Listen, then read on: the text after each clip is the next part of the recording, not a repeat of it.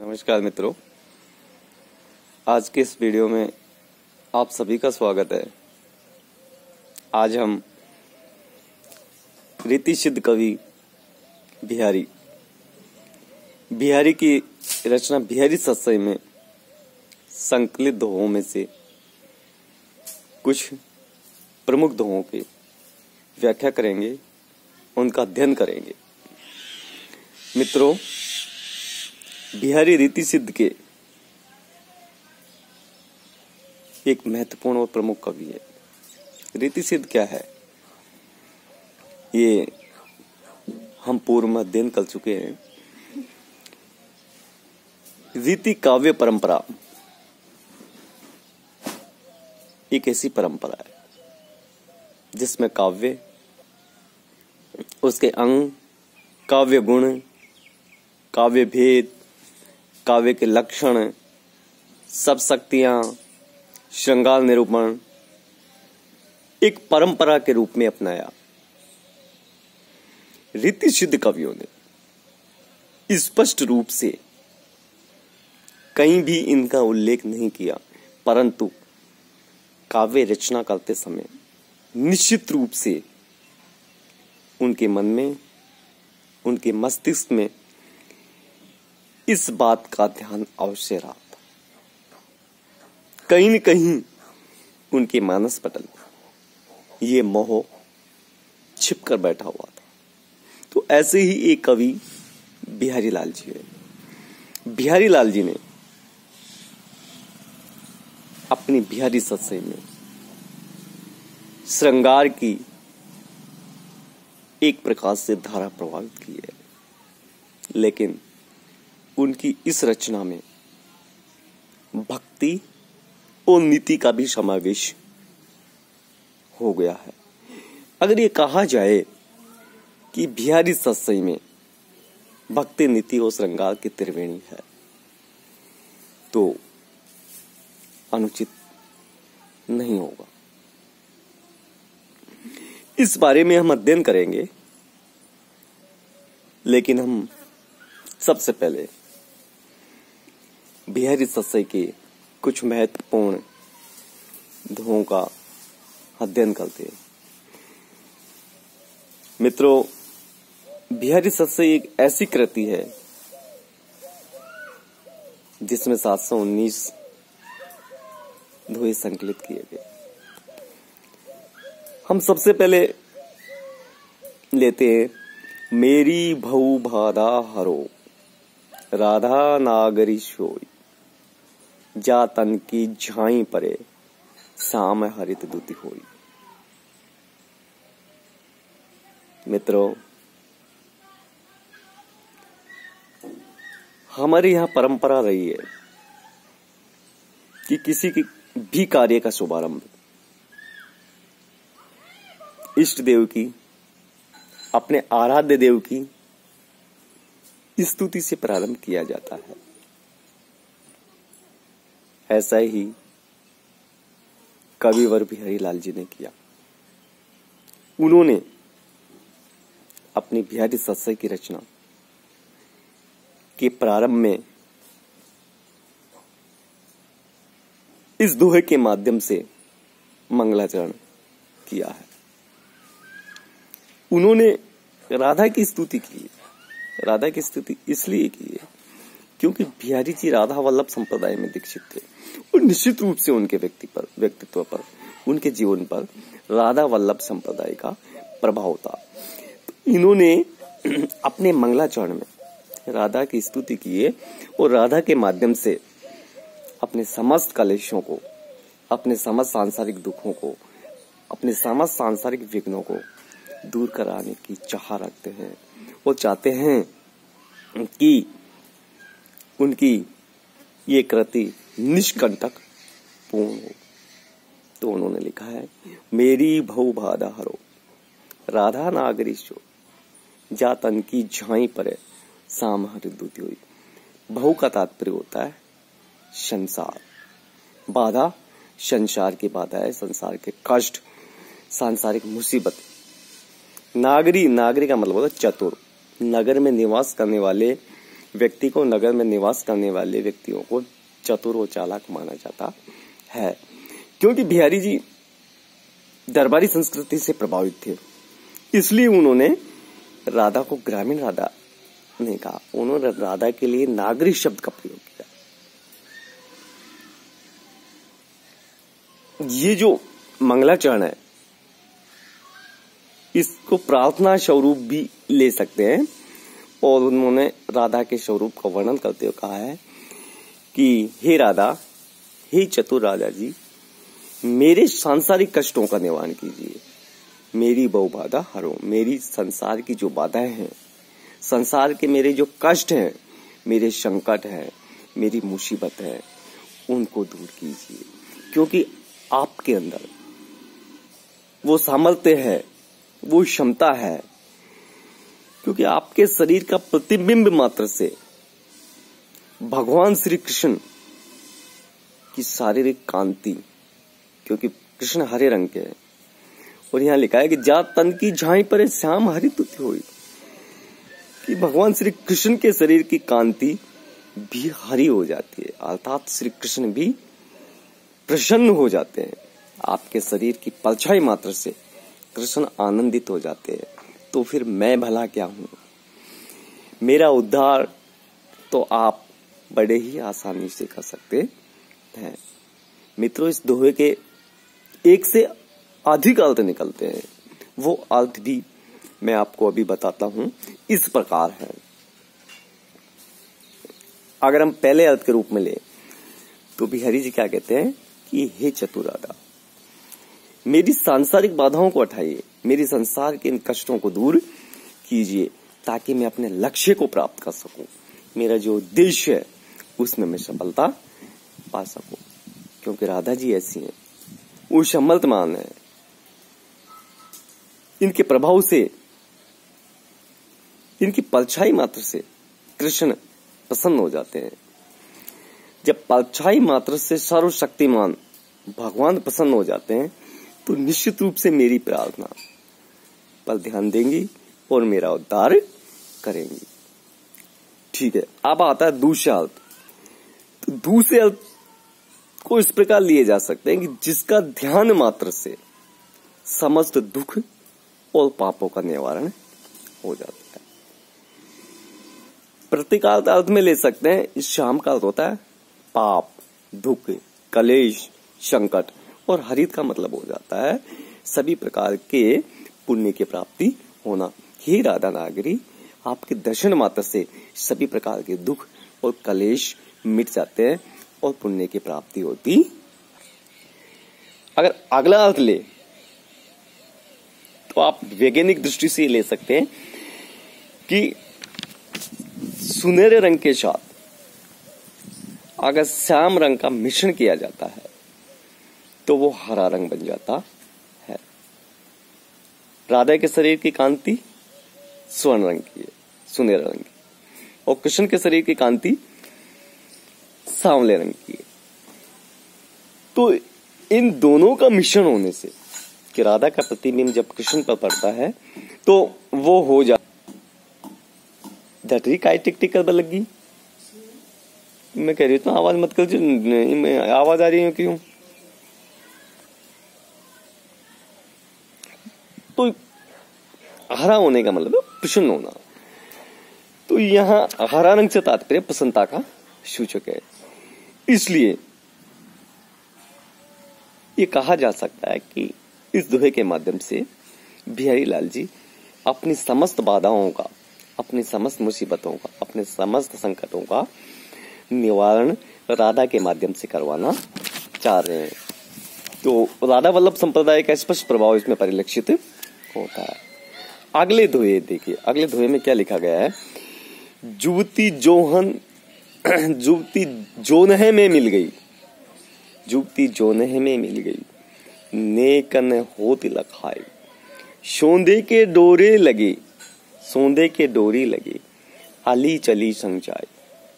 देखो किस प्रकार बिहारी जी ने यहां कहा है।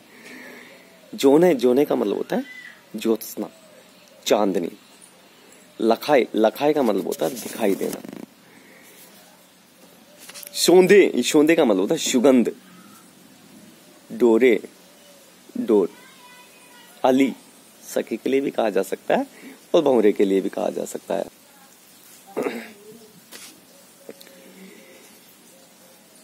कविवर बिहारी जी ने इस दोहे के माध्यम से एक अभिसारिका नायिका की सौंदर्य का चित्रण किया। देखिए किस प्रकार श्रृंगार रस का निरूपण बिहारी लाल जी ने इस दोहे में किया है कि नायिका कितनी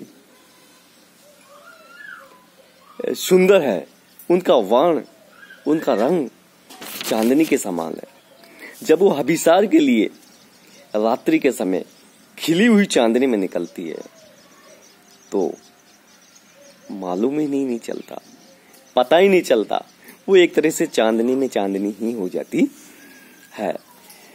एक सखी अपनी इस अभिसारिका नायिका, अपनी इस अभिसारिका सखी के सौंदर्य का निरूपण करती कहती है, क्या कहती है कि उसका रूप कैसा है, उसका रूप कितना सुंदर है, वो कितनी गौर वर्ण है, उसके अंगों का कितना गोरा रंग है, वो चांदनी में चांदनी जैसी हो जाती है। जूती जो नह में मिल गई कि वह युवती जब अभिसार के लिए निकली तो वो चांदनी में चांदनी के समान ही हो गई, उसका रंग चांदनी के रंग में समाहित हो गया, वो दिखाई नहीं दे पड़ रही थी। चांदनी और उसका रंग बिल्कुल एकाकार हो गया, दोनों में किसी भी प्रकार का कोई भेद शेष नहीं रहा। उन्हें पहचान पाना, उन्हें देखकर चलना उनकी सखियों के लिए बड़ा मुश्किल हो रहा था। अब कैसे चल पाएंगी?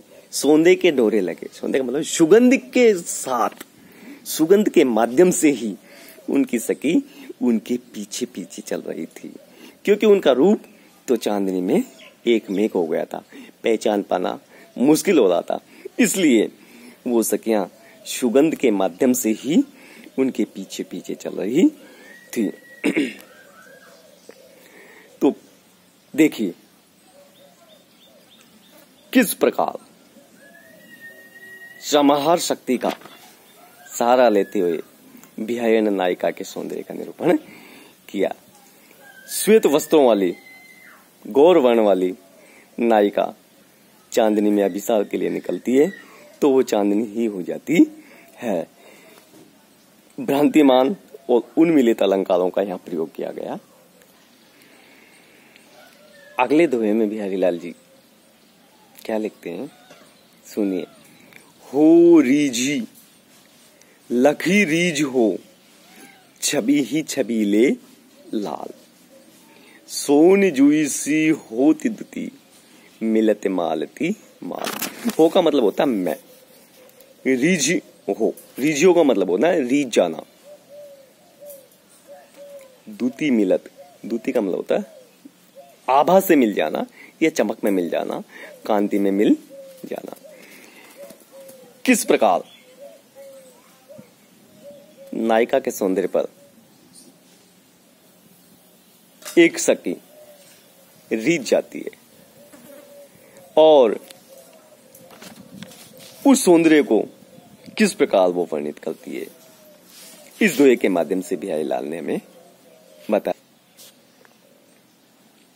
नायिका की सखी नायक के पास जाकर के अपनी सखी उस नायिका के रूप सौंदर्य का वर्णन करती है, और रूप सौंदर्य का वर्णन इसलिए करती है कि वो नायक के मन में नायिका से मिलने की उत्कंठा जगाना चाह रही है। इसलिए वो कहती है, क्या कहती है कि मैं तो हो रीझी, मैं तो नायिका को देख करके, उसके रूप को देख करके, उसके सौंदर्य को देख करके उस पर रीझ चुकी हूं, परंतु लखी, लखी का मतलब होता है देखना, परंतु तुम भी उसकी छवि को देखकर रीझ जाओगे। नायक से कहते कि तुम भी उसकी छवि को देख करके रीझ जाओगे। छबीले लाल, छबीले लाल का मतलब होता है सौंदर्य को चाहने वाला या अत्यधिक सौंदर्यशाली कृष्ण के लिए कहा या नायक के लिए कहा गया कि तुम भी उस सौंदर्य को देख, क्योंकि ही नायक जी, हे छबीले नायक जी कि आप भी अगर उसे देखोगे, उसके सौंदर्य को देखोगे, निश्चित रूप से रीझ जाओगे, क्योंकि उसका सौंदर्य इतना प्रभावशाली, इतना सुंदर है कि मालती के पुष्पों की माला भी सोनजुई के समान हो जाती है। उसका शरीर का जैसे स्पर्श करती है सोनजुई के समान बन जाती है। कहने का तात्पर्य, कहने का भाव ये है, कवि का मंतव्य यह है कि जिस प्रकार मालती के श्वेत पुष्प की माला सोनजुई के समान पीली व स्वर्ण आभा वाली हो जाती है, उसी प्रकार नायिका के शरीर में मालती की माला दिखाई देती है। तो किस प्रकार एक नायिका ने अपने सौंदर्य को नायक के पास सखी के माध्यम से निरूपित करवाया है। या इसको यूं कहा जा सकता है कि नायिका की सखी नायक के मन में किस प्रकार नायिका के प्रति उत्कंठा जगाने के लिए उसके रूप का निरूपण कर रही है। अगले दोहे में मित्रों रीति सिद्ध कवि बिहारी जी क्या लिखते हैं? सत्संग की महिमा का और भक्ति की अनन्यता को किस प्रकार निरूपित करती है? ध्यान दीजिए, सुनिए। अज्यो तरो ना ही रहो श्रुति सेवत इक रंग, अज्यो तरो ना ही रहो श्रुति सेवत इक रंग, नाक बास बेसरी लयो बश मुक्तिन के, नाक बास बेसरी लयो बस मुकुतन के संग। अजो, अजो का मतलब होता है मित्रों आज तक। तरोना, तरोना एक कान का आभूषण होता है। इसको अगर हम भावार्थ के रूप में ले तो यहाँ सांसारिक जीव के लिए इन्होंने प्रयोग में लिया। नाक बाश, नाक का मतलब होता है नाक में निवास कर, अर्थात स्वर्ग में निवास कर एक उच्च पद को प्राप्त करना। बेशरी का मतलब होता है नाक का आभूषण होता है। और भावार्थ रूप में यहाँ प्रयोग में लिया है बिहारी लाल जी ने अधम पुरुष के लिए, अधम व्यक्ति के लिए, अधम मनुष्य के लिए यहाँ बेशरी का प्रयोग लिया। मुक्तनु, मुक्ति का मतलब होता है मोतियों या जीवन मुक्त सज्जनों, सत्पुरुषों, सज्जन व्यक्तियों के लिए काम में लिया है। तो देखो किस प्रकार बिहारी लाल जी ने यह सत्संग की महिमा का वर्णन किया, किस प्रकार यहाँ भक्ति के अनन्यता पर बल दिया। क्या कहते हैं कि अजो तरोना ही रहो श्रुति सेवत इक रंग। बिहारी लाल जी तरोना या कान के आभूषण को संबोधित करते हुए कहते हैं कि ये तरोना तू कान में बस करके आज तक तरोना का तरोना ही रहा है, जबकि नाक का आभूषण बेशरी मोतियों के साथ निवास करके नाक जैसे उच्च पद को प्राप्त कर गया है। मित्रों भावार्थ रूप में ये कहा जा सकता है कि संगत का कितना बड़ा प्रभाव है। अधम पात्र आज भी अपना उद्धार नहीं करवा सका, लेकिन एक अच्छे आचरण में सज्जन पुरुषों की संगत प्राप्त करने के कारण हदम से हदम व्यक्ति भी अपना उद्धार करवा सकता है। ये बात इसमें बतलाई है नाक के बेशर मोती के माध्यम से। अगर इसका ये शिष्टार्थ में हम अर्थ लेते हैं तो ये भी कह सकते हैं कि एक शगुन पाशव भक्त को संबोधित करते हुए कहा जा सकता है कि हे भक्त, तू लगातार एक निष्ठ वेदों का अध्ययन करता रहा, लेकिन आज तक भी तू सांसारिक बंधन में ही बंधा रहा, तेरा उद्धार नहीं हुआ। तुझे क्या लाभ मिला? क्योंकि तेरे आडंबर तेरे मार्ग में बाधा बने रहे। जिन लोगों ने, जिन व्यक्तियों ने तपस्वियों के साथ रहकर भक्ति की है वो मुक्त हो गए, उनका उद्धार हो गया। अर्थात आडंबर और अंधविश्वासों से उद्धार होने वाला नहीं है। सज्जन व्यक्ति, सज्जन पुरुष, ऋषि मुनि, तपस्वियों की संगत से ही व्यक्ति का उद्धार होता है। नाक की अपेक्षा